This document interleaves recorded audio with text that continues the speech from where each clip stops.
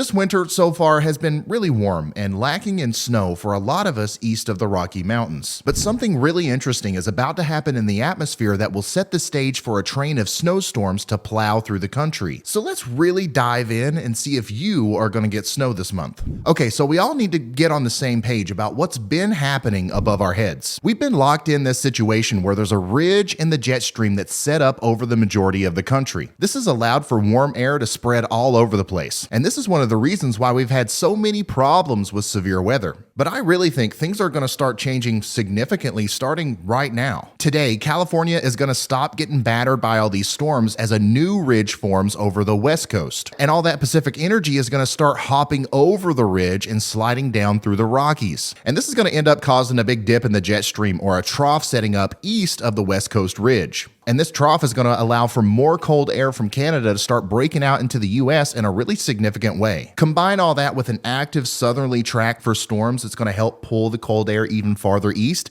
and the cold air is going to make it all the way to the Atlantic coast. And as long as the upper air pattern is set up like this, any developing storm will have the ability to cause a big snowstorm. In my last video, I pretty much explained this very scenario, but I made one huge mistake. I mentioned that we would have one chance of a snowstorm during this big pattern change. But as new model data is pouring in, it's actually looking like there's going to be 2 chances for a big snowstorm, maybe even 3 before we head back into our annoyingly warm pattern. You can see this clear as daggone day by looking at how much spin there is in the atmosphere or energy as we go into the future. You see this swirly thing over here in the southwest? That's our main troublemaker for the first storm that will be impacting us through the weekend and into early next week. Notice how it turns into more of a wavy thing as it moves east, and it's leaning towards the right. We call that a positive tilt. And this energy kind of determines the intensity and efficiency of the storm's ability to pull warmer, moist air out of the south and colder air out of the north. And when it's all progressive and wavy like this, it's weaker. And if we look at the precipitation map, you can see that this starts out as some light to moderate snow out here in the Four Corners. Then it starts picking up some steam in the plains as some of that Gulf of Mexico moisture gets injected into the system. This is going to bring heavy rain and thunderstorms to the southeast as we go from Saturday night into Sunday. But look at that backside snow in the Midwest and Ohio Valley. I mean, it's barely there. It's not very intense. Nevertheless, as the storm approaches the East Coast, it's going to continue to produce heavy rain in the south and increasingly heavier snow showers in the northeast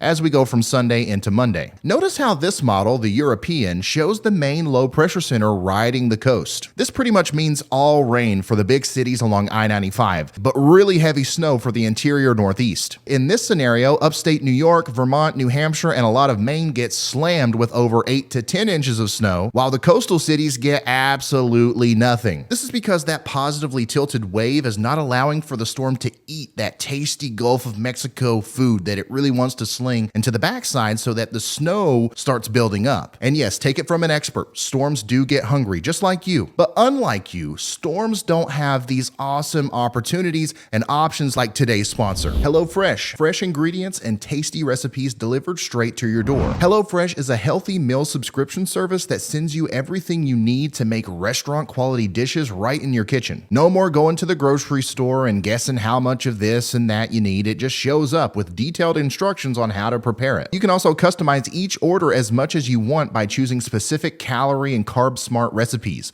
or even go deeper by swapping around specific ingredients. My family has been using HelloFresh for years, we couldn't live without it, and even my 2-year-old gets excited when he sees the big green box being packed in on delivery day. I am not a good cook, but I have even tackled some of these meals solo, and if you were to eat it, you wouldn't tell the difference between me and a 5-star chef, son. That's how good this is. So head on over to HelloFresh.com and use my code RyanHallYall21 for 21 free meals plus free shipping. That's right, I'm going to hook you up with 21 free meals, son. Is there any other weatherman doing that? Just go to HelloFresh.com and use the code RyanHallYall21, and of course, there's going to be a link in the description. Thank you to HelloFresh for sponsoring this video. This one means a lot to me. We really love the service, and let's get back into the video. But look at this. Right after that first storm gets out of our hair late in the day on Monday, another storm system is rearing up back here towards the west. Now that's what I call a swirly thing. Notice how as it moves over Texas, it goes from having a positive tilt to a -1. This is going to allow for it to very effectively pull deep, rich moisture out of the Gulf of Mexico. In fact, it'll have enough pull to actually bring dew points into the mid to upper 60s across portions of Louisiana, Mississippi, Florida, and Alabama on Tuesday into Wednesday. And guess what that means? Yep, there's going to be more severe weather. The bigwigs over there at the Storm Prediction Center are already highlighting this area for a potential severe weather outbreak on their Day 5 outlook. And it should be noted that Day 5 severe weather outlooks from the Storm Prediction Center in January are really rare, but we've seen this pattern where they're issuing these long-term forecasts and knocking it out of the park every time, so we should really be paying attention to this one. The timing here really won't be nailed down until we get closer, but right now I think we're going to see strong storms pop up in Louisiana late in the day on Tuesday, and then continue to produce a nocturnal severe weather threat through the day on Wednesday as these storms track across the deep south. But while all this stuff is happening down there, the cold side of this storm on the northern side is actually going to be producing heavy snow. Check out how this model shows a full-on snowstorm for parts of Texas and Oklahoma and into Arkansas on Tuesday, and then it gets even bigger as we go into Wednesday and it tracks into the Ohio Valley. This one's a little bit farther out, so the details are still blurry, but I am confident that this storm's going to be way more impactful to everyone involved than the first storm. There's a chance that this becomes even stronger and impacts the Northeast again, but there's also a chance that it ends up only impacting the interior Northeast or maybe even just Canada. But right now, the main thing to note is that this one's going to cause problems no matter where it ends up going. The GFS model actually agrees and shows a blockbuster of a snowstorm for Michigan, but beyond this point, we really need to wait for more data to come in before we start trying to forecast the exact track of the storm. But looking even farther ahead, the GFS does show the potential for one more storm around the transition period between January and February. This one also has huge potential to bring snow to the East Coast and heavy rain to the south, but after that storm, things are going to start changing big time again. Unfortunately, I think we're really going to go back to the pattern that we've been in where it gets warm and unnecessarily